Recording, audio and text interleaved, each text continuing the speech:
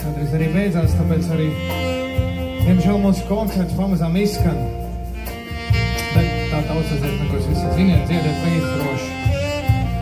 Rēzeknes Big Bands skatuves jums atvedās, bet viņš priecēs arī Daugavpils orķestris.